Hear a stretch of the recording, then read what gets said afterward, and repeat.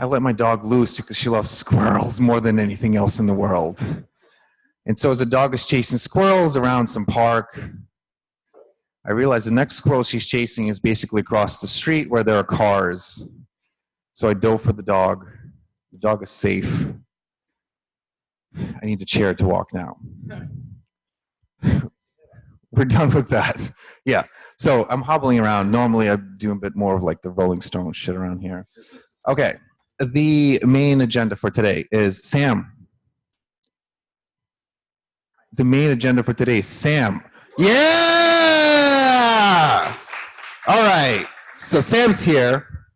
And Sam is going to, at least what I got from the abstract, talk about some of my favorite shit, which is shit happens, it happens in production, it's awful, it's terrible, you need to fix it. I don't know, whatever. The world is real.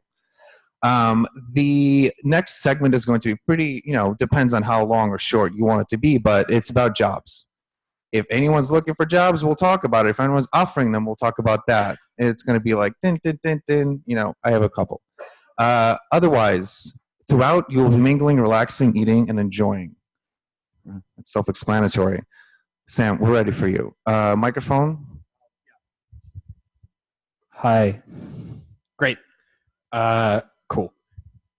Do you want to, I'm happy to let you move with your chair. So before I get too far into my talk, I want to thank you all for coming. I'm aware that this got decided that it was definitely happening at 6 p.m. yesterday, something like that. So these are the true believers, apparently. I also just wanted to point out that the reason I'm giving this talk is Snugs. How many of you know Snugs? People? Yeah, a few. Repeatedly asked me to come and give a talk at the start of the year. And I was like, yep, sure, that's fine. I'll come in January. And then he was like, can we push to February? And I'm like, sure, I can push to February. That's fine. Actually, it turned out to be the week that I'm onboarding my new team that I just hired out at DigitalOcean. They're over there. It's pretty cool. But Snugs isn't here. So, hi Snugs, I love you. I'm sad that you're not here, but hopefully you'll see this video and then repeatedly subtweet me about calling you out for this. I don't know. It's a distracting that you're both on the screen. I mean, I have no slides, so we can turn this off quite happily.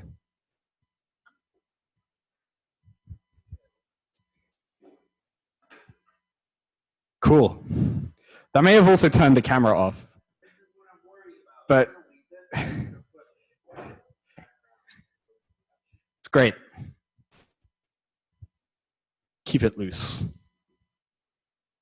Out of interest, how many of you saw my previous talk at NYC.rb just over a year ago about how processors execute code? Literally zero. All right. It's cool. Oh, God, it would have been... When was Shark Week in 2016? August? Yeah, August 16. Cool. Fresh audience. I like that.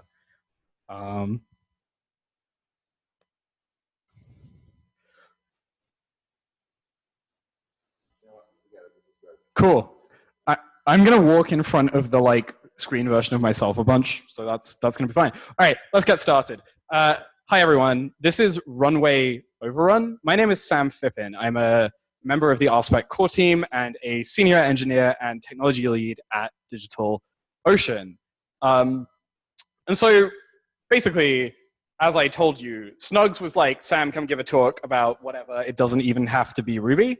I was like, okay, cool, because I've been spending a bunch of time recently thinking about human factors and failure and things that are nothing to do with Ruby specifically. And when I'm doing stuff like that, I really like to synthesize and think about problems from other domains. And I was just sort of reading material on the internet, and I came across this NTSB report literally entitled Runway Overrun. And I was like, boom, that's the title of a talk right there. I can neatly package everything I have to say up using this as an arc. So I really, really hope you like the content that I have. I have no slides.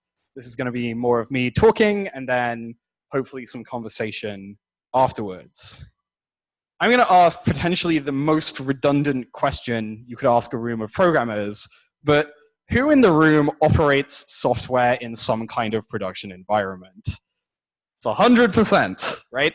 And okay, there's like one dude shaking his head at the front here. There's always one. How many of you for that software hold the pager or like have to keep it up 24/7 and can be woken up in the middle of the night if it goes wrong? Right, again, it's like maybe half. The other half, I'd be really interested to hear what you do when your stuff goes wrong at 4 o'clock in the morning, but that's a discussion for another time. Over the last 2 years as an engineer at DigitalOcean, I've been woken up in the middle of the night more than my fair share of times. It's safe to say that DigitalOcean is a complex distributed system that has many different parts, moving issues, constantly changing, and we try and ship fast. But more than any other, one incident that happened to us sticks out to me, and that happened at 10:24 Eastern Time on the 5th of April, 2017, when an engineer types in a single command, hits enter, and our primary production MySQL database disappears from the face of the internet. This is to say a big failure for us, but it's also one we've talked about publicly, so I can talk about it this evening without getting in trouble. You see, at the time, DigitalOcean was much less of a distributed system. We really only had a single product, our droplets, and everything from logging a user in to customer support to billing to making a droplet to routing an event to a specific hypervisor on a specific rack in a specific region go through this database. So it not being there anymore is a real problem for us. The reason I'm telling you this story is that it's also very personal to me. I'm not the engineer who did it, but it was a credential that I was a responsible lead for at the time, and that was a really, really big failure. It's probably the biggest issue I've ever had in my career. DigitalOcean was fully offline for 5 hours. There was basically nothing we could do. Our database team was imaging a delayed read replica, copying that data across data centers, preparing to bring us back online. And so I suspect those of you that run production software in this room are terrified of making a mistake like this. This is the kind of mistake that puts small startups out of business, and bigger companies like DigitalOcean don't look great when this happens. So that's my story, and I'd like to move towards another story and then come back and do some analysis. Jackson Hole Airport in Wyoming is known to be one of the hardest airports in the United States to land in. It's surrounded by mountains on 4 sides. In the winter months, this runway is often covered in snow and ice and has all sorts of problems. Pilots are given special training on how to correctly land at this airport. It's so problematic. And so we find ourselves at 11:37 in the morning on the 29th of December, 2010, as American Airlines flight 2253 is coming down to land in Jackson Hole. And 36 seconds later, it runs across the end of the runway. Now, I want to prefix this with the fact that nobody was hurt, and that's really convenient for this story because it makes it much less grim than some of the other aeroplane incidents that I could have picked. But I also wanted to tell you a story that a friend of mine who is a British Airways pilot and helped me write this talk gave me. And that's that pilots are given the following training. If you land the plane and nobody gets hurt, that's a good landing. And if you land the plane and nobody gets hurt and you can use the plane again, that's a great landing. These are the only thresholds really that pilots care about. Are the people safe first? Is the plane safe second? The specific details of this landing are interesting. The plane overruns the runway because the pilots failed to deploy both the speed brakes and the thrust reversers as the plane comes into land, and so it doesn't have enough braking force to stop and runs over the end of the runway. So let's stop there and summarize what I've just told you. On the one hand, I've told you that an engineer who I worked with accidentally dropped our primary production database. And on the other, I've told you that these pilots failed to deploy these specific mechanisms on a plane to cause it to not overrun the end of the runway. What can we learn from this? Well, we could learn that these people are bad, that we shouldn't hire bad people, we should get rid of them and fix whatever problem caused us to hire them in the first place. But that's not a really helpful analysis. It's really hard to it's really hard to hire an engineer. It's even harder to train and hire a good pilot. And so, like, this analysis doesn't really teach us anything. It teaches us that humans are ultimately fallible and there's nothing we can do to improve the safety of our systems. But we can do a lot better than that, right? Like, I know that the people I work with are really, really good. We spend a lot of time making sure that's the case. And I'd like to find a deeper and more interesting reason for why these things went wrong. And so if we're talking about people making mistakes, I think it's reasonable to assess the qualifications of the people involved in the incident we're talking about. Well, in the case of this Jackson Hole incident, the pilot, the captain in charge of the plane, had nearly 20,000 hours of experience flying, with over half of that on the specific Boeing 737 aircraft type that was landing that day. The co-pilot had over 11,000 hours of flying experience, with about 3,500 on that specific aircraft type. That is to say that in the case of the captain, you could work 8 hours a day for 12 years and still not have as much experience as this captain did landing that plane in this specific context. That's a lot of experience. And, like, frankly, I think most programmers in this room don't have that much experience writing software. It's very rare to find someone in the industry who's been doing it for that long, and specifically at like a continuous single thing. In the case of our engineer, I can't reveal the identity of the person involved, so you're just going to have to take my word for it that they're very good. But these are not inexperienced people, and we actually have a model for talking about experience and learning and how good people are at these situations and whether or not they make mistakes. It's called the Dreyfus model of skill acquisition, and it gives us 5 different independent ways of assessing how good someone is at a thing, from novice all the way through to expert. And I'm actually going to focus only on those 2 ends of the spectrum. When you're a novice, everything that you do is terrifying. You have to be given a prescribed set of rules in order to be able to achieve any desired outcome or result. You need someone holding your hand the entire way through whatever procedure it is you're trying to do. You can't come up with an independent solution to anything, and any deviation from the prescribed set of steps that are put in front of you throws you off completely. This is why we teach new programmers at boot camps TDD. TDD is basically the ultimate prescribed set of rules for programming. Write a failing test, write the code to make it pass, make any quality improvement that you can find at all, and repeat this over and over again until you find successful software. But we also see with new developers at boot camps that the moment they fail to correctly execute a test or introduce a syntax error or make any other kind of mistake, they're thrown off. They have no idea what they're doing, and they need someone to come and get them out of that hole. At the opposite end, you have experts. And experts have seen so many different variations of every single problem that you present to them that they process every detail in front of them in parallel, synthesize a unique solution, and do it without even realizing that's what they've done. When you get to true expert level, basically no challenge that's presented in front of you is taxing. You're able to analyze, repeat, and solve so much more quickly that you don't even realize you're doing it. And like, I'm going to use the TDD example again and sort of say that I write the testing framework we all use every day to solve our Ruby. And like, I don't do TDD at all in my day job. It's just not useful to me anymore as a set of steps, as a skill, as something that actually actively improves the software that I work on. I understand the principles and I apply them at lightning speed, but the truth is it's just not something that's for me.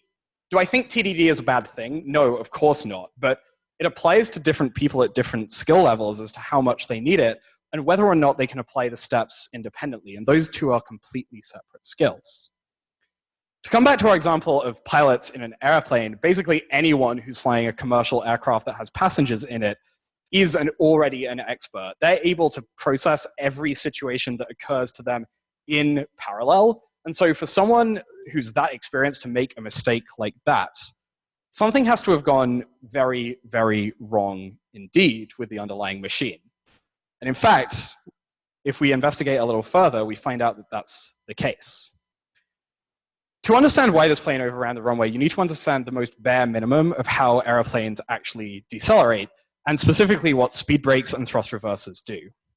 When an airplane comes down to land, it lands on its back wheels first and then its front wheel, and the majority of how a plane slows down is through braking force on the wheels connected to the ground. But the plane is moving at a very high speed, and its wings are still generating lift, and that's exactly what speed brakes are for. They raise up on the wing, make it a surface that doesn't lift anymore, increase downforce, and make the braking force from the wheels more effective. Boeing says that specifically on a 737, speed brakes improve braking efficiency by up to 60%. And if that mechanism had deployed, the plane would not have gone off the end of the runway. What we also know is that from the flight recorder tapes, the pilot set up 30 minutes ahead of the landing for the speed brakes to deploy automatically and verified that that was going to be the case as the airplane came into land. As it touches down, the lever that controls the deployment of the speed brakes begins to move backwards. And the captain, who has landed that plane at that airport hundreds of times, calls speed brakes deployed. On no other plane in recorded history has that mechanism ever failed in that landing. But on this one, it does. And the captain demonstrates something called expectation bias. The captain has seen that mechanism deploy correctly over and over again so many times that he doesn't even think twice to check. And therein, the speed brakes fail to automatically deploy, and our plane goes off the end of the runway.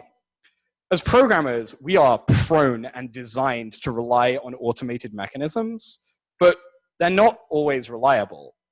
This is a 1 in a million failure. So what about the thrust reversers? Well, it's kind of the same thing.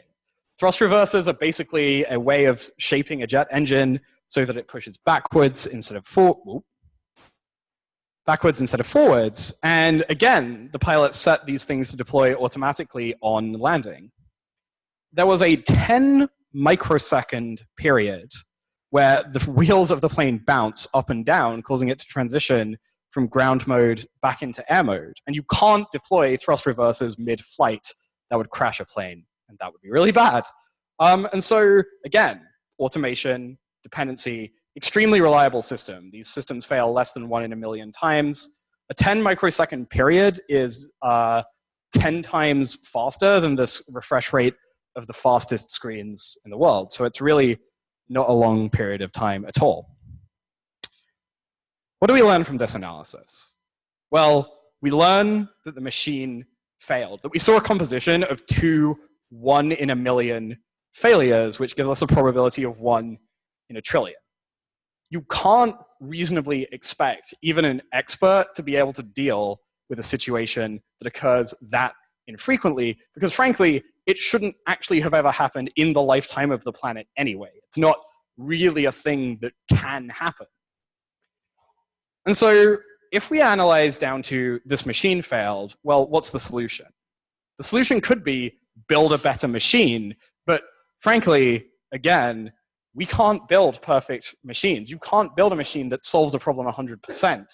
If you could, all of us would be out of a job because we'd have solved every problem in software already. And I don't think any of us wants that. The other thing that I think is really interesting here is we see an over-reliance on reliable automation. The pilots don't know what to do. The pilots don't know what to do in a situation where such a reliable machine fails. And we too, as programmers, depend on our automation being extremely reliable and hoping that it doesn't fail most of the time. So what we've seen here is that neither directly blaming the people involved or the machine involved are directly satisfactory to what causes this problem. Our failure actually exists in the combination of the human and the machine factors. And this is true of any complex failure in any complex system. So after the NTSB did their assessment, after the NTSB did their assessment, they issued several recommendations to the airline industry as a whole about how to fix this problem. One to do with improving the training of pilots in complex, multi-incident or abnormal failures. One to do with adding a specific alert to the cockpit on the plane when the speed brakes fail to deploy, and one to deal with specific training when those thrust reversers locked out in that weird cycle thing that happened. They basically found that neither of the pilots knew what to do in many of these situations, and so by dealing with both training and alerting, they expected that this incident would be resolved. Boeing pushed back very, very hard on those latter two recommendations.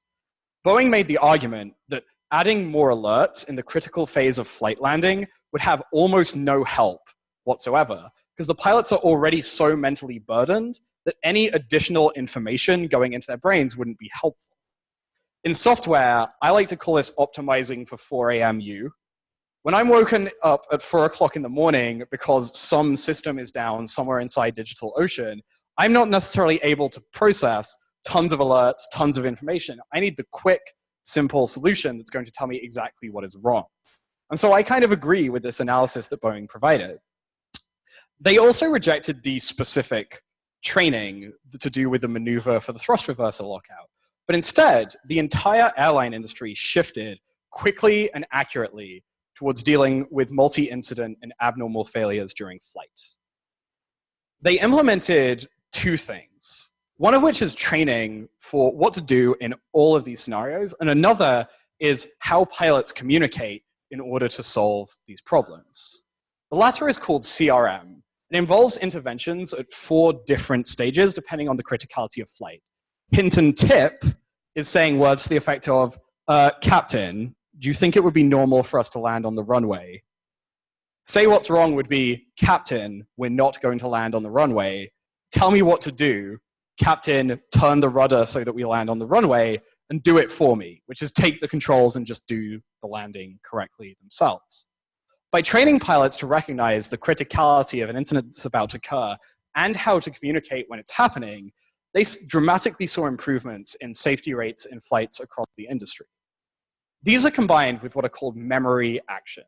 And in the case of the incident that we saw at Jackson Hole, that would be called a loss of braking incident. We landed, we thought we were going to brake, and we didn't. And in that case, pilots are trained to execute what are called memory actions, basically checklists of every single thing that you do to stop a plane. Doesn't matter which ones you've already done, doesn't matter which ones are in progress, doesn't matter which ones you've missed. Just execute all of these, and the problem will go away. These are things like manually deploy the speed brakes, do a call out when the speed brakes are manually deployed, manually deploy thrust reversers, and so on, and so on, and so on. And by doing this, they found that the cognitive burden placed on these pilots is extremely significantly reduced in periods of increased stress. And instead, they're able to directly deal with the systematic problem that's occurring instead of a specific thing that's wrong.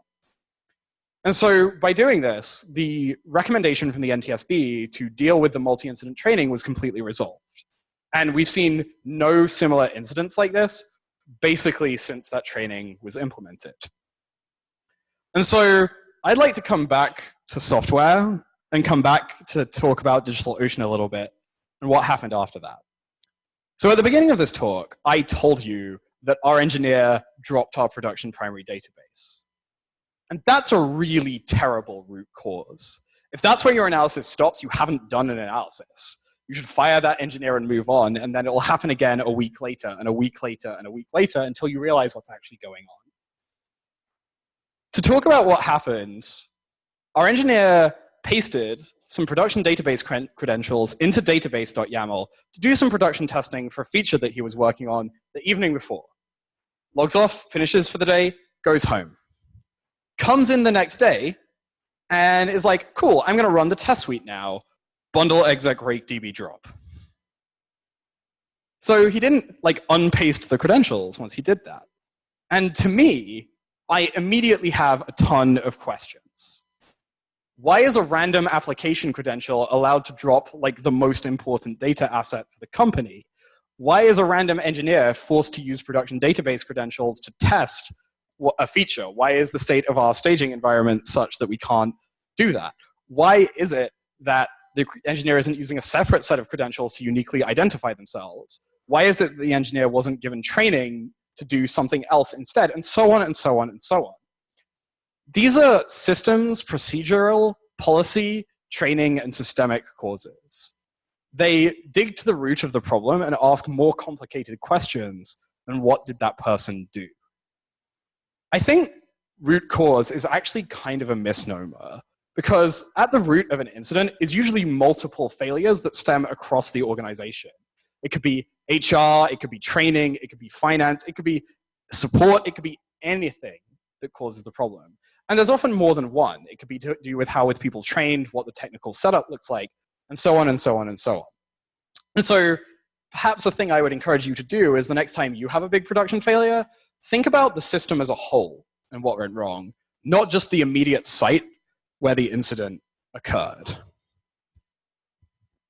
So at the beginning, I asked who here holds a pager for a production system. And honestly, that was kind of my motivation for writing this talk, is I spent a lot of time analyzing production failures at DigitalOcean and looking at engineering postmortems beyond.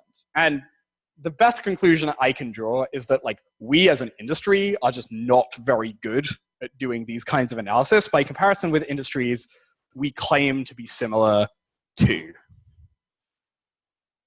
And so basically, I'm sort of calling for you to get better at analyzing your root causes. I'm calling for you to think more systemically. And perhaps at the most macro of levels, I'm saying that it would be really interesting if we as an industry got together and like every time somebody had a drop database incident, we compared against each other to see if we'd implemented the same kinds of technical controls, what was missing in a big pooled share way, much like the aviation, construction, transport, and other industries do. But that's definitely beyond the scope of a like 40-person meetup group for sure.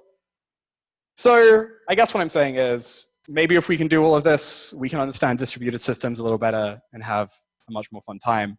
That's all I've got. Thank you very much. I guess I'll take questions.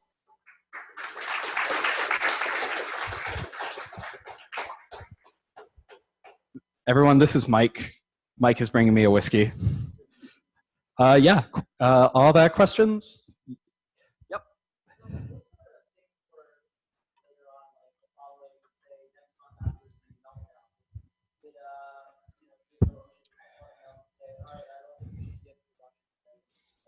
Yes, so I can't talk in public about the exact nature of the technical controls we implemented.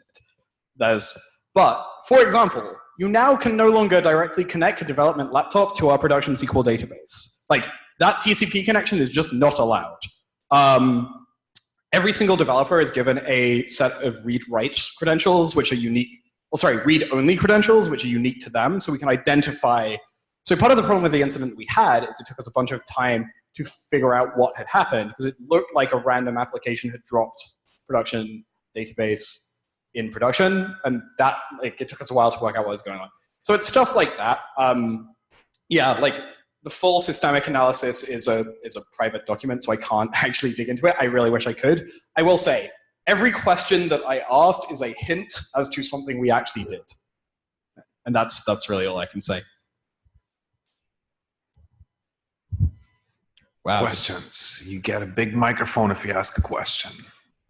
So, you know, they actually teach in teaching class that it can take 3 to 5 minutes for people to sort of process information they've just heard. I know. You know what else they teach in the classes that I give presentations? They wait. So for like 40 seconds. So I will someone say, asks a question. There's one back there. There's actually a couple back there.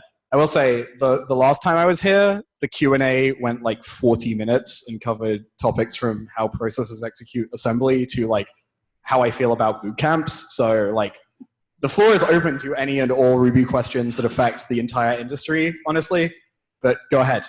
So after that incident, did you guys try and plan ahead for any future contingencies or anything like that, or try and basically implement practices for failures you hadn't run into yet? I mean, so I will say the thing that really saved us was having a 3-hour delayed read replica on our MySQL primary. It's a really good idea. If you don't have a delayed replica on your primary database, you should build one. If you don't know what that is, just Google like delayed read replica. it's very important and a super useful thing. I know like a bunch of really tactical stuff got executed, like credential audits and so on. I think, yeah, basically we have a really great database team. So DigitalOcean, if you don't know, is like the 6th largest cloud hosting provider in the world, and it's kind of crazy that we still have like a giant MySQL primary that we run off. But we talk about that in public, so whatever. But like, so we have a team of like world-class MySQL DBAs who keep that thing running, and yeah, they did all sorts of really careful technical controls. After that, you know, geographical distribution backups, running. Like, this is the thing. We don't have anywhere in the industry you can go to see a single list of all the best practices for how to run a SQL database, right? That does not exist. And like, we do a bunch of that, and I bet like, there's another company that uses MySQL, Uber. Uber does that probably, but like, I would be interested to see what the difference between how we do it and how they do it are, right? And like, I guess the point I'm making is like, all planes are designed with approximately the same safety goals in mind, but every single startup reinvents all of their distributed system safety from scratch is perhaps the point that I'm making, if that answers your question. Yeah, cool. There was one back here, guy in the green shirt. No, did I answer it? Cool. Yep. Why do you think technical companies like DigitalOcean and Uber don't share this information, considering it generally isn't proprietary or would hurt their business in any way? Right. That's a great question. So, I mean, that, I could unpack that for like an hour or so. So I think like sort of by default, right? Companies, I guess like it's literally in the name, right? Companies are private limited companies. So like sort of by definition, all the tech they're building is proprietary unless you are given explicit permission to share. So like we've implemented a public postmortem. I mean, you can go look at our blog and we publicly postmortem many of the things we fail at, not all. So we have an internal severity scale for anything rated a Sev 0 or a Sev 1, I think it is. We publish a public postmortem on what happened. That never has full technical details in. I don't know if everyone saw it. In fact, I'm certain not everyone saw it, but NPM recently had an issue where they accidentally unpublished a bunch of packages. I was very lucky in that I got to see both the public and private postmortems for that, and there was like excuse me. And there was like a bunch of difference between them, right? So, like, I think part of it is we aren't yet good, like, as an industry, being really blameless in our analysis, right? So, and because we're not good at being blameless, including of ourselves, like the companies, there's like a bunch of incentive to not look like you failed in public, right? So we're a cloud hosting provider. If it looks like we're down all the time, then people are going to go to one of the 0 competitors in group, I guess is the marketing friendly way of saying that. But so when we publish, it's usually because there was enough customer impact that like if we didn't say something, people notice. So there's like a really weird incentive there as well. So like, but here's a sort of counterpoint that I would make. I'm going to give a really longer answer to this question because it's something that I've been thinking about a lot as I've been writing this talk. So like, if you consider that, say, Andreessen Horowitz startups are all approximately incentivized to succeed or fail together, right? Because, for example, we use Box, they're an Andreessen Horowitz startup, and like, we're friends, right? Like, it would be really great if we could all, for example, in groups, share distributed system stories, because that would make the whole portfolio stronger, right?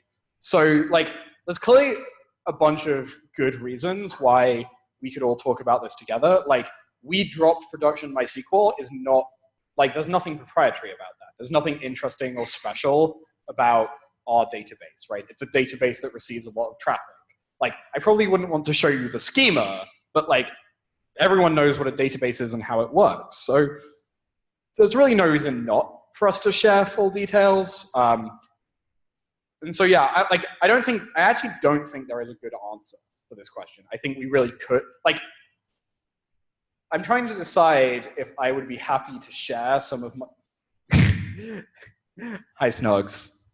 Hi. I'm trying to decide if I would be happy to share some of the postmortems I've personally authored about things that happened at DigitalOcean, and I think I would, right? Like, on balance, I don't think there's anything sufficiently proprietary. I might redact names, right, or any credentials.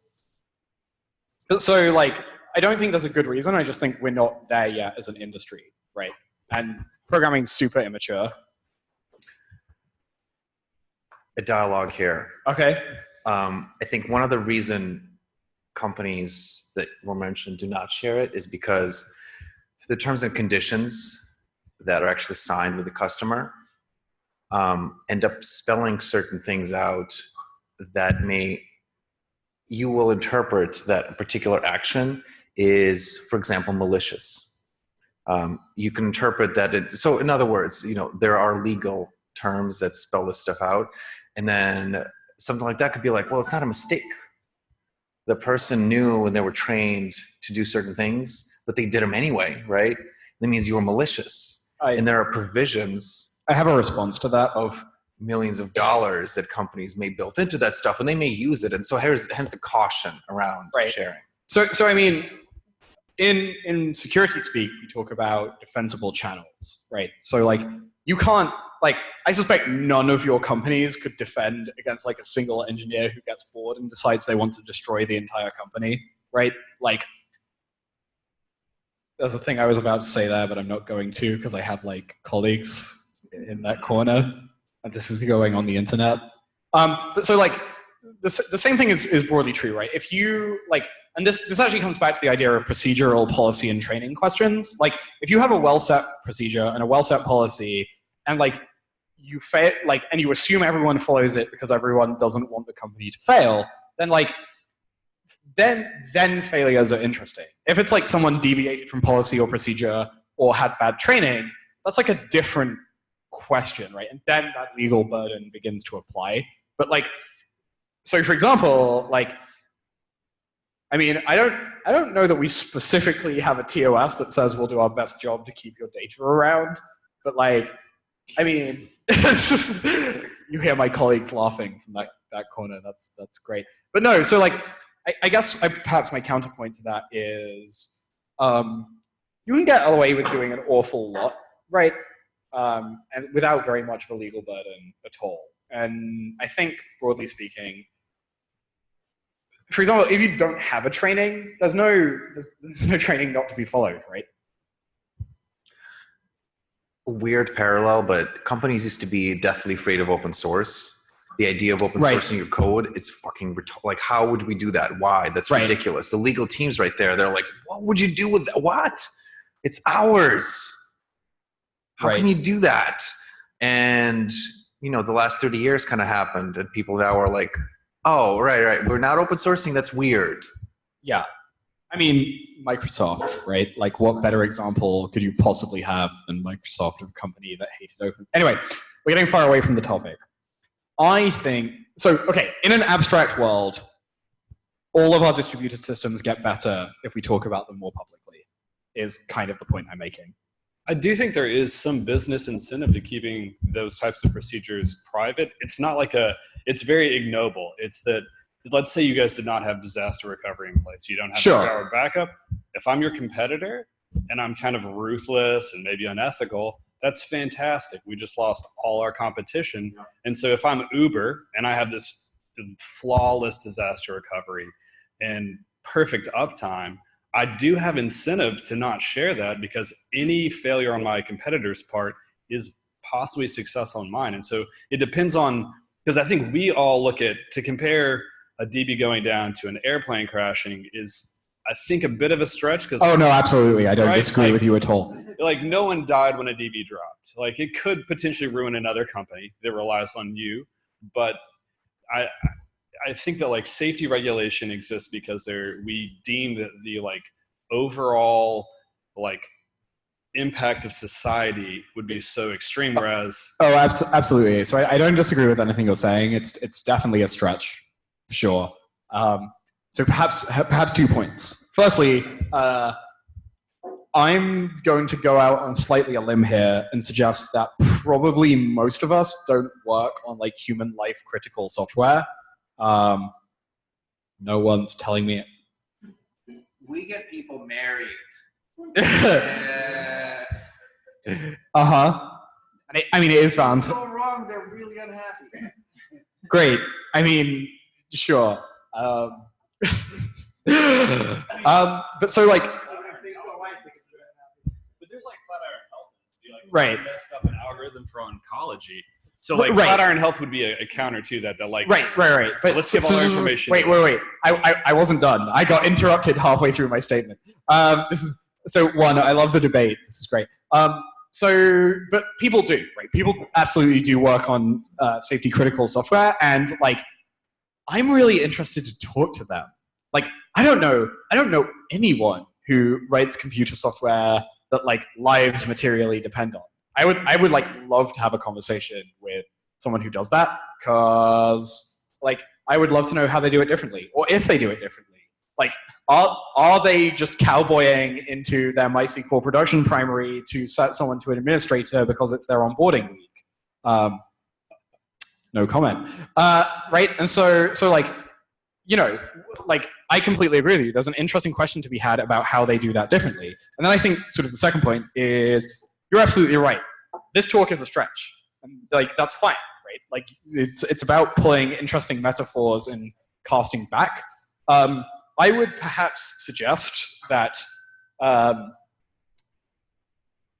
you can, in the abstract, like, there's nothing actually very interesting about, in the abstract, having best practices for all of these things, right? And actually, all of the text exists, right? Like, if you want to go ahead and read every MySQL administration book ever, you can totally get to a point where none of this can happen, right? That information is already exists. And like, at the moment, it's collated in the brains of the most experienced people working on these systems. But like, I guess perhaps the thing I'm arguing for is, remember, let's say 8 years ago, when nobody had good production automation.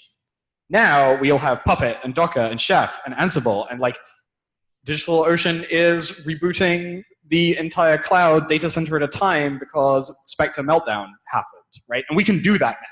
There's no way we could have done that even 2 years ago, right? And so like, to me, I guess perhaps the thing I'm arguing for more than anything else is bringing up what the bottom of the industry looks like, right? Like, Heroku Postgres is a great example of this, right? 5 years ago, not every single startup in the world could, for free, spin up a like completely redundant, geographically distributed Postgres cluster with one click. We can do that now. Can't do that on DigitalOcean yet, but we're working on it. Right, and you sort of see my point, right? And so I'm saying that I've seen a lot of very immature analysis around failures in production, and I'm asking the question, what would it look like if we as an industry got more mature as a whole at doing that? Does that sort of answer the point well?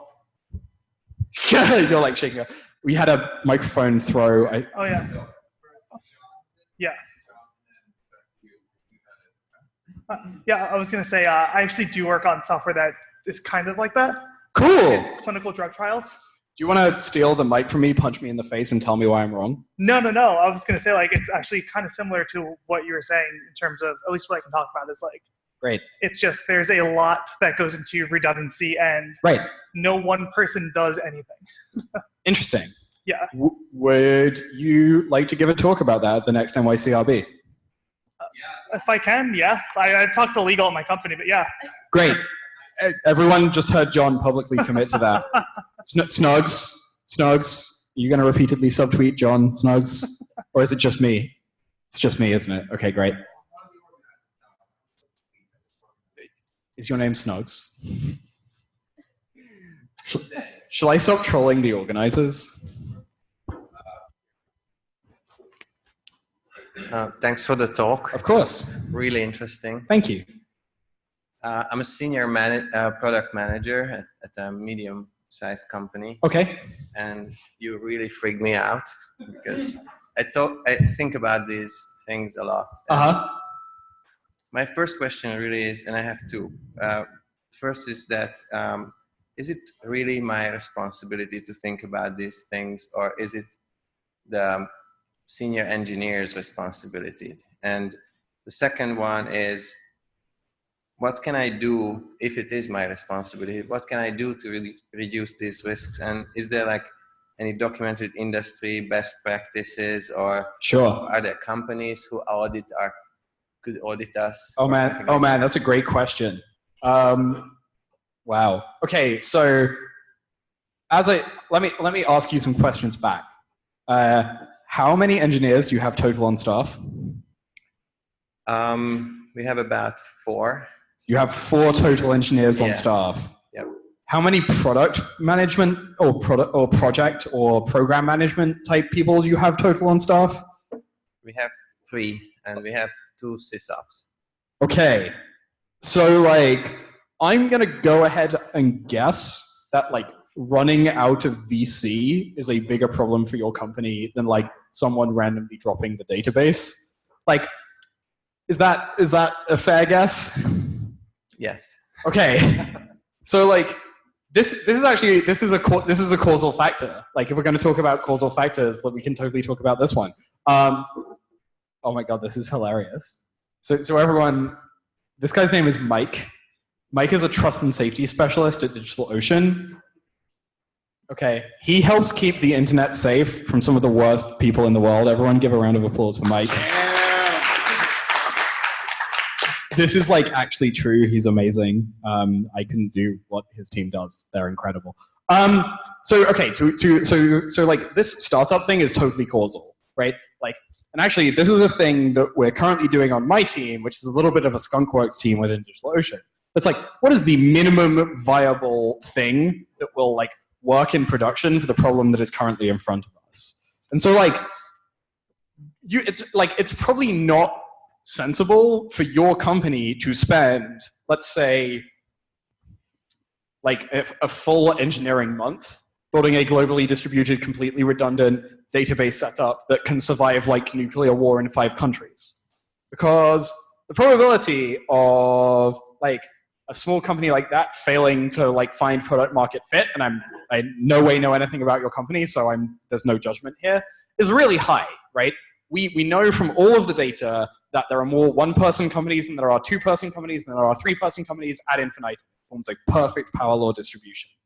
And so like actually for like very small values of n employees, the probability of your company just disappearing the next day is much higher than any random mistake being made that ends the company, right? Like that's sort of simple mathematics. So like the question then becomes like, do you have legally binding service level agreements? Do you have like, are you working in some specialized field where disaster is really, really bad?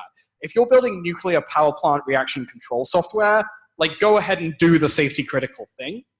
If you're building like a Rails application that ships like, I'm going to use European candy here because I can't think of any American candies off the top of my head, a Kinder Egg to like somebody's house, like whatever, it's probably fine. Also, you can rebuild that entire database in 5 minutes with no information besides your email if you want to, right? Those are like polar opposite extremes. So like, it's about what risk tolerance makes sense for your business, right? If you can't accept the risk of like YOLO destroying your database, then like, what is the plan? It's very probable, by the way, that your senior engineers are like doing database backups or something and they just haven't told you because like they're assuming the risk of failure is close to 0, right? And like, I mean, it took like, DigitalOcean went nearly exactly 2 years without a production database drop, by the way. This one was like the second one in a row after the first one that happened 2 years earlier. So like, it happens. Like, but yeah, so your engineers probably have a good recovery plan. You should ask them, but like, they probably do. There were like 2 questions there, and I think I answered both of them, but maybe not. I think I did. Cool. All right, who has the microphone next? I just wanted to add on to the previous question I had with the guy in front of me here. How probable do you think it is that we're going to have some sort of catastrophic failure in a sector, say banking or healthcare? You know, everyone loses their medical records, we lose some money, and then the government comes in and insists that we put in these best practices. Oh, that's a really great question. And actually, there's a very well-designed model of the life cycle of a software engineering company that deals with this. It's Ken Beck's model. It's called Explore, Expand, Extract. And it deals with the composition of, okay, I'm not going to give another 30-minute talk, but I am just going to like very quickly explain this. So the 5 worst days that are recorded in the banking industry wipe out more total value than the banking industry has ever generated. Do you trust your bank not to lose your money? Right? Right, exactly. So this is called a concave economic curve. And it basically says that on the overwhelming majority of days, like you get a very small return, right? So like your savings account, your like 0.5% bond investment, whatever, and it's like incredibly unlikely that anything goes wrong. But if it does go wrong, it goes very, very, very, very wrong indeed. This is like banks closing, Lehman Brothers out of business, 2008 financial crash, right? So that's a concave economic curve. It's so for everyone in the room, it's like that. If you're standing here, you're facing a concave, right? The inverse of that is a convex economic curve, and that's what most startups live in. And you can basically think of this as the lottery ticket model. So basically, running an experiment is very cheap and usually results in a little loss, right? And the overwhelming majority of experiments result in a loss. That's all small. That's like small businesses failing. Most startups don't make it, right? Et cetera, et cetera, et cetera. And then, like, the very small number win, right? And so in a convex economic situation, this one I've just described, like, you are going to increase the probability of success if you can run more experiments cheaply, right? And this is why startups go full YOLO, right? Because, like, building a redundant database setup makes doing any individual experiment more painful because I have to do all of that setup work. If I just have, like, I love how we're using an example of a database as like all situations of failure and success. Like, this is a straw man. There are obviously other ways in which your company can succeed and fail. But so, right, like the idea is to make doing an experiment as cheap as physically possible, right? And that's how startups win. With banks, you want the exact opposite. You want to make as few moves as physically possible and be absolutely sure they're not going to destroy your business. And so, like, the actual probability of that happening is like 5 days in 2,500 years or whatever it is. Like, it's really, really, really long odds. But, like, it can happen, and that's literally what causes the 2008 financial crash, or if you're from the UK, the NHS leaking millions and millions of patient healthcare records accidentally because someone left a USB thumb drive on a train. So, yeah, like, basically, there are smart people in those industries who are, it's John over here, who are making sure this doesn't happen, right? I'm not well placed to tell you how to design systems that, like, fail with rates, like, less than 1 in 10,000, 1 in a million, whatever you want it to be, right? I fundamentally don't work in that context. I have no basis from which to be telling you how to do that. If you want to ship a bunch of software to production really fast that works, like, most of the time, I have a whole playbook for that, and we can talk afterwards, but, like, that's fundamentally where I sit, so, like, I'm probably the wrong person to be talking about safety critical contexts. Yeah, that was Dimitri do the thing. This is great. There's one back here, but I know you had one. There's one to your left as well. Okay, hold on. Okay, who was first? Wow, this is awesome. Yeah. Yeah, I think this is. Let me just talk about. So yeah, this is a very interesting talk. I actually read a very interesting book. I think it's very related and it's means to bring it up. I don't know if everyone read this book called The Phoenix Project. I don't know. Has anyone read it before? That's not a Sidney Dekker book, is it? It's Gene Kim. He's like okay. Is very big on DevOps, and it's kind of interesting to think about like, so it's talking about tech through a novel perspective. And I think it's very useful for anyone who's interested in kind of like figuring out how all these new ideas start coming out, like continuous development and such. And, you know, I think about like reliability, and I think of Chaos Monkey, the first thing I think about.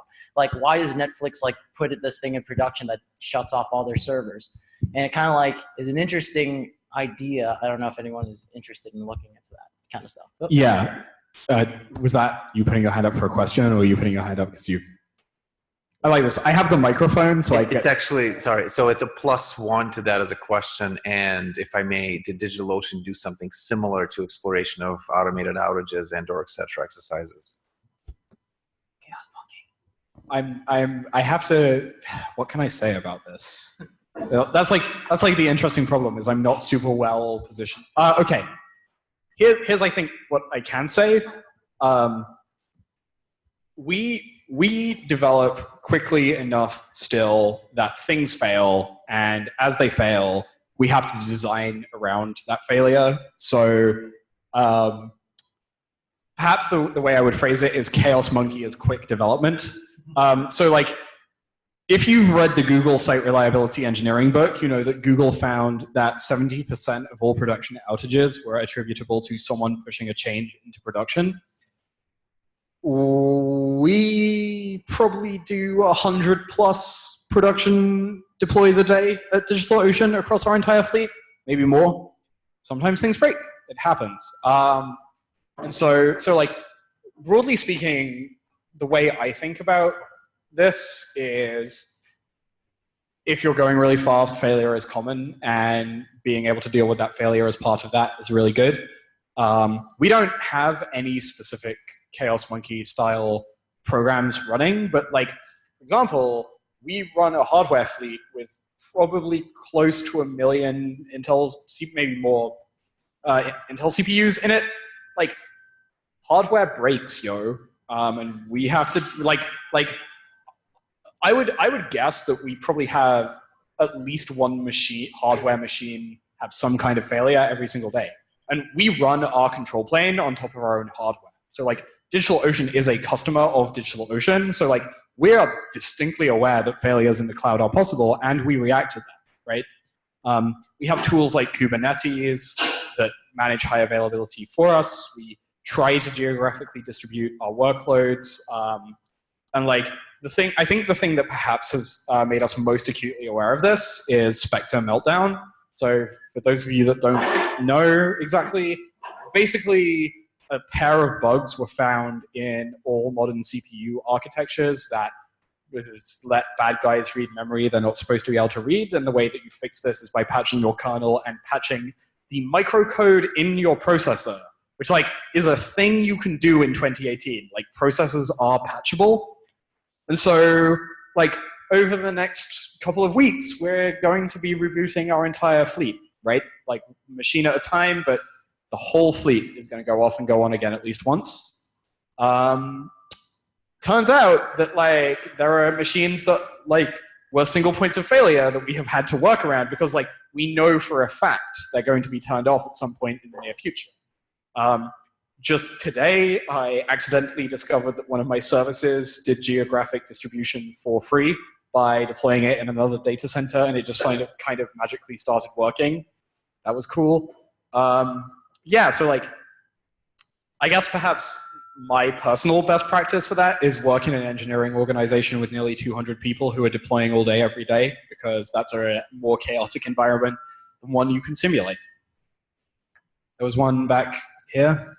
Yeah, I'm just like curious, like how often do you actually want to drop production database that you wouldn't just manually so you never want to drop your production database. So why wouldn't you just like manually disable those commands versus? So I mean that's what we did, right? Like, so like random applications don't have DDL, that's data definition language privileges anymore, right? Like, it turns out that most of you are over provisioning SQL credentials for your database, right? By like a lot. You know, you can specify select on individual columns in most SQLs. This includes MySQL and Postgres. Like, I bet for some of your applications, you're like reading some ID columns and some metadata columns, and that's it, right? Like, if you have a monorail, if you're slightly earlier in the phase of the life of your startup, like you probably just have read-write everything. But like also, do you really need to delete stuff like ever? Like most applications really only need to do insert, update, and select on most database rows is a thing I've found at least. And you can sort of fake deletion if you really need to through that. So yeah, it's like a really interesting problem. And like if you want specific operations advice on MySQL, I would say like take delete and schema modification away from everything and then see if you can still build your application. Yeah. Also, like a really good one that perhaps is more practical is like have a read-only credential and a read-write credential, and like give certain things the read-only credential and only give things that really, really need to write the data a read-write credential, and maybe specify specific tables. That was like an actual practical question as opposed to me pontificating for hours about how computers work. Any more? We done here? Oh, okay. There's always one person who like has the skeptical face for the entire talk, and like it's definitely this guy.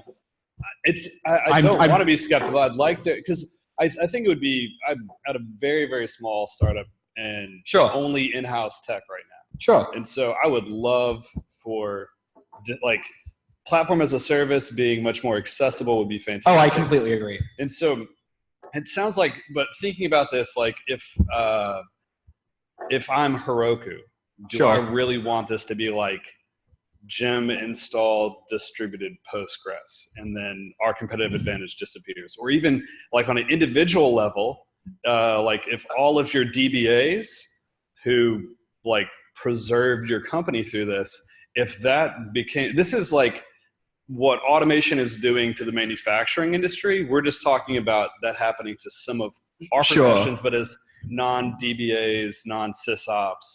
I mean, so it's funny that you picked the example of Heroku's Postgres automation, because like real talk, I'm pretty friendly with the team that builds those Postgres systems, and they've actually open sourced like vast swathes of what makes that product work. So like at the core of Heroku Postgres is basically like a server state management engine, which uses like a timestamp Boolean state machine transition thingy that like I'm almost certain exists as open source, although may only exist as open source on like one of their GitHub repos. And like, I don't necessarily want to like name drop who it is in case that's like a big deal or whatever. But like perhaps the thing I would point out to you is for a long time, Google's scheduler that they called Borg was like super secret proprietary technology that like powered only Google, and now it's called Kubernetes, and you can just download it and run your startup on it, right? And like Google is still using that scheduler. It's not like Google made a better scheduler and then like open source the old one like they did with Hadoop, whatever the thing that Hadoop was called at Google. And then they made BigQuery, which uses Dremel, which like basically you can only build if you're Google because it requires 10 gig Ethernet links between every single computer, and who can afford that? So perhaps the point, how big is your startup? I think 120 people, but... Okay, how many engineers? In-house myself and an external team of 5. Okay, cool. Perhaps the thing I might say to you is, a thing I have generally found is that as your engineering team grows, you end up rebuilding the same set of technologies over and over again. A good example of this is like DigitalOcean. We have a team called Delivery who basically just gives us Kubernetes as a service internally. There's nothing particularly special about our Kubernetes tooling. There really isn't, right? But like we have a full-time team of 7 people who just maintains that because it's built on top of like our particular cloud needs, right? But like I could, if it weren't for the fact of like sort of private Whisper network confidentiality, name like a series of startups who have done the exact same thing, right? Like, but again, there's nothing actually very special about what any of these companies have done. It's accumulated in-house knowledge. And to me, the thing that I keep coming back to is, okay, Actually, Heroku is a really, really good example of this. 15 years ago, building Heroku was impossible because nobody has enough knowledge about how to run a database to do it. 7 years ago, which is about when Heroku came into the world, it was just barely possible. And you know how they did it? They rolled into the Postgres channel on Freenode and repeatedly were like, yo, we're running a database that has 10,000 connections. And the Postgres people were like, why are you doing that? Nobody does that. That's ridiculous. And then now it's a product. You can buy it, right? And so, like, I am of the opinion that technology isn't what makes most companies special, right? There's nothing particularly compelling about the technology platform that DigitalOcean offers, right? Like, you can build a cloud hosting provider that does most of what DigitalOcean does in your garage, just like a much smaller scale, right? Like, instead it's like product and people and marketing and support and sales and all of those things that go around. The core of the technology fundamentally is very reproducible and very boring. At least that's how I think about it. Like, to me, the technology that builds our companies is not exceptional. It's what our companies do that makes our companies exceptional. And so, like, I don't necessarily buy the argument that even the smallest of companies have tech that's proprietary and necessarily interesting. A really good example of this is, like, actually, I'm going to use a really good example of this. Let's talk about Docker. Docker has 0 like closed source and proprietary components that a huge number of people use. The primary thing that people use with Docker is the tooling to run the machines on your laptop. That's completely open source. Docker's proprietary offering is like their cloud, and I don't know if certainly there are open source Docker registries, right?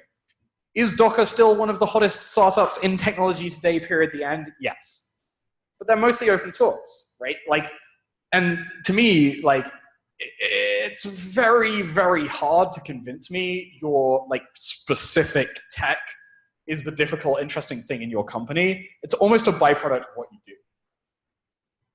Perhaps a really good example of this. Can I give you a counter anecdote from my last company? So the company I worked at prior to this was in the meal kit industry, and sure, not embarrass people that still work there. We'll not name them. But one of our competitors was able to out-release us in terms of features dramatically. And in that industry, features were what actually gave them the competitive advantage, which is why they IPO'd last year. We're not Blue Apron, by the way. Let me just give me a second to finish. And so what we spent most of our time doing was retooling our infrastructure, unfucking our DB architecture. Sure. And it prevented us, in the 2.5 years that I worked there, we probably had 3 significant releases compared to our competitor that had probably 12. And that made a substantial difference, given that they torpedoed their IPO. They still IPO'd, and we barely made it out of the industry. And so that would have been the difference. They had a 7th-month head start on us. We started at roughly the same time. And so in that environment, smart tech decisions, and then even particularly because if we were to level the playing field, then that eliminates hiring. So hiring is a competitive advantage. If you have good managerial staff that can hire talented engineers, then technology, I think, does become a significant competitive advantage in young startups. You just said a thing, though, which is talented managerial staff who hired great engineers, right? Like, you don't get to great engineers through technology alone. You get to great engineers through process and building people. Actually, many of the same root cause things that I sort of discussed an hour ago, I realized looking at the clock. And so, Dimitri, like, tell me if and when I've been up here for too long, but I will just finish this point out. Like, there are, I mean, you even hinted at them. There are subtle human and company factors that go into that. Just like, so it may be that your competitor out-technologied you, but like, if they're able to release more quickly, is that because they have better product people? Is that because they have a better process? Is that because they've read the market correctly more, right?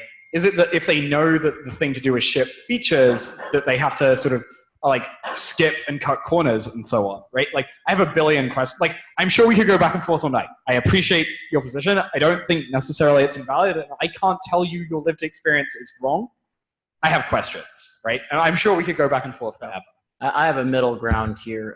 I believe that the technology that's chosen and used in a company is a almost mirror or reflection of the philosophy that's held inside the hiring team or the managerial team. What they decide to like focus on, I think that's mirrored in the technology that they decide to choose or the pipeline of how they create things. So I think it's both. Right. I think it's definitely both. All right. You do both. I think, okay, there's a name for that law, and I forget what it is, but it's like the shape of your technology mirrors the shape of your organization is like the sort of pithy quote.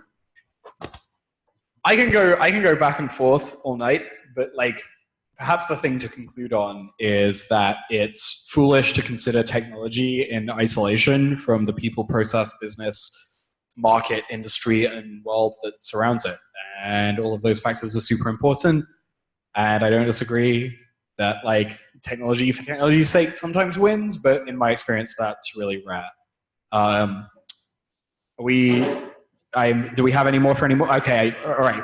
I'm declaring that we're done here, if only because that was like an hour of me talking at you, and we should stop now.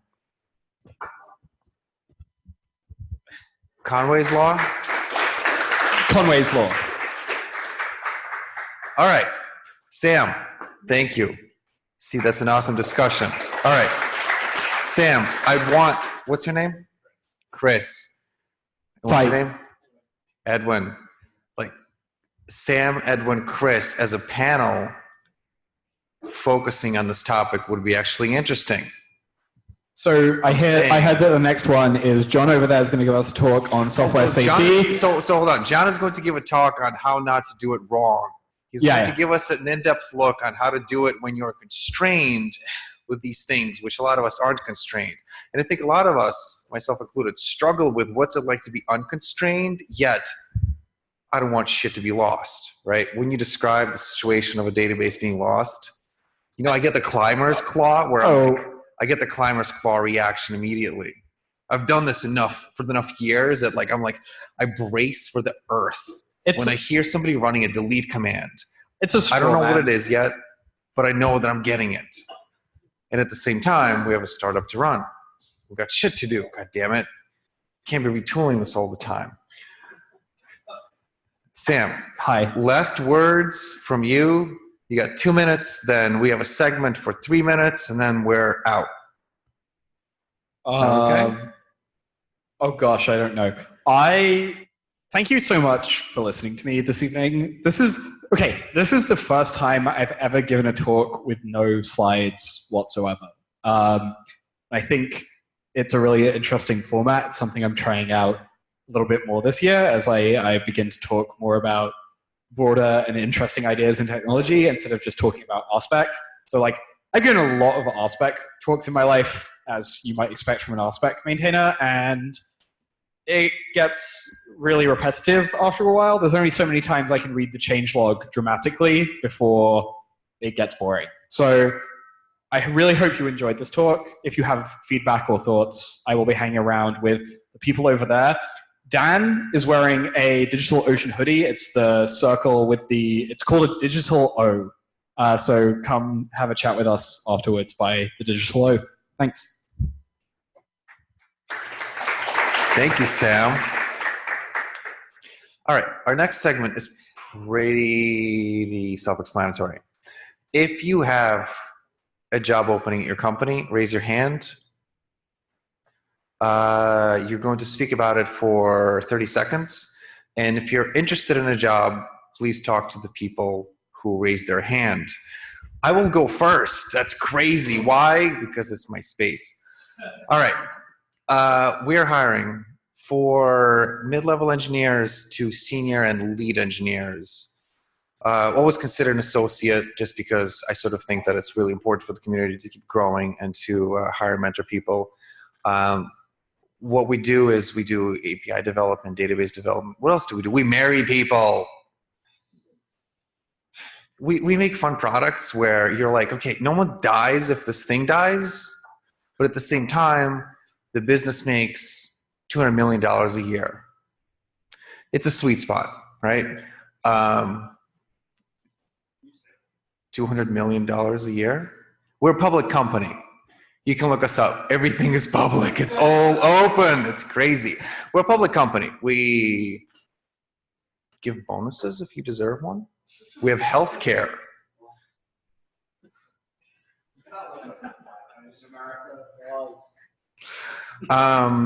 You get to work with engineers. We grow engineers here, meaning that there is pairing.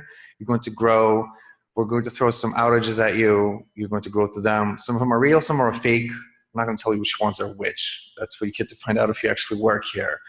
I'm a director of software engineering. I started here as a software engineer. I wrote code for a long time. I still write code Saturday, part of Sunday, in the mornings. All right, who's next? Yeah, talk to me. I'll give you a card. I don't know who we're hiring for.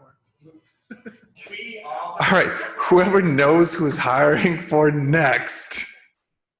We are, but I have no idea what team's for, and also not really the engineers or whatever. I'm really good.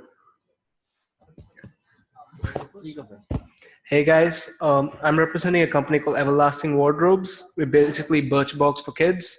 We're looking for Ruby or React developers. So just talk to me afterwards if you want to join. I work for a company called Rip Road. We do SMS text messaging. We handle all the text messages for JetBlue, and we also handle text messages for very large pharmaceutical firms. So we are looking for a Ruby on Rails engineer. So if you are looking for it, talk to me. Because everybody wants to hear me talk more. I work for a company called Away. We are bringing direct-to-consumer model to the luggage industry and doing really fantastically.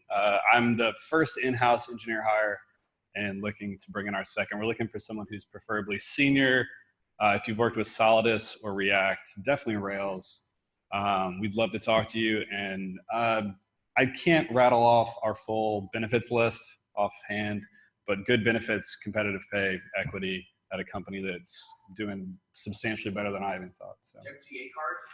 MTA cards, vision, you say parking? Yeah, dental, no cat insurance. No, sorry. Okay, who's next? Last I checked for hiring, I work for a company called Metadata. We basically handle end-to-end software for clinical drug trials. So everything from shipping, randomization, down to electronic document capture. We're a public company. We've been rated a few times as one of the top places for millennials to work. And it's fun, and it's challenging. All mainly back-end Rails. We don't really do too much front-end, so if you don't like CSS, that's your spot. Why are you the best fit for millennials to work? We've been rated by Forbes like a few times for that. We get unlimited PTO, a bunch of benefits. I work from home about half the week. Almonds? Do you get almonds? Sometimes. If we're good, we get almonds. So you get peanuts.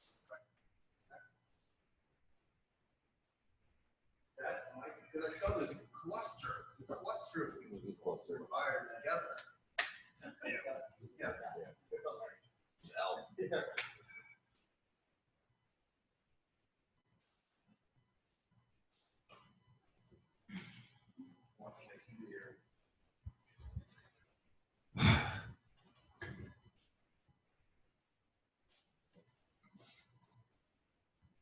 Did you have fun today? It's a simple question. I'm just really, yeah. It's pretty fun, right? So our next talk, no, I'm kidding. That was a good talk, Sam. Thank you. The dialogue makes me think that the panel thing kind of should happen in a reasonable way, because a lot of these questions aren't answered, and I think we can push the industry to actually answer them. I literally mean this. When I started working at this company, the idea of open source was sort of like anathema, right? When you started working in this industry, most of you who are somewhat senior are probably like, why do certain things? And now you're like, what the fuck? Why aren't you doing them already? God damn it, right? This is why we're pushing it. Yeah, it sucks. You're like, why isn't it solved yet? When is the NTCB going to come and solve this? They won't. And if you think they'll solve it poorly, let's think about it ourselves. Years ago, I was working here with our DevOps team, and at some point we developed, it was they, I wasn't a part of it. I wanted to desperately. They developed great tooling around Ruby. And then some monster came around and was like, well, this team is going to work in Node. And you're like, what the fuck? We just spent 6 months on like perfecting this shit. It's all perfect, right? And so these are like the things that can break a company apart into pieces. And then Docker comes around and suddenly we're like, oh, we don't care anymore. Yeah, that's the layer. That's software. That's what it can do for you. That's the think smart, like really smart. And also use it if you're a small company too. Don't invent it yourself. On that note, thank you very much for coming. Enjoy, please, the rest of the pizza. My back is broken. If you can't clean up after yourself, have beer on your way out. There are great places to hang out here, not that many. You're in a financial district. If you're from New York, you know where you're at. It's like, yeah, there's a bar on Maiden Street. That's okay. Everything else is like, oh, cool. Good Lord. Okay. Thank you. Thank you, Sam. Thank you, all of you, actually. Cheers. Bye.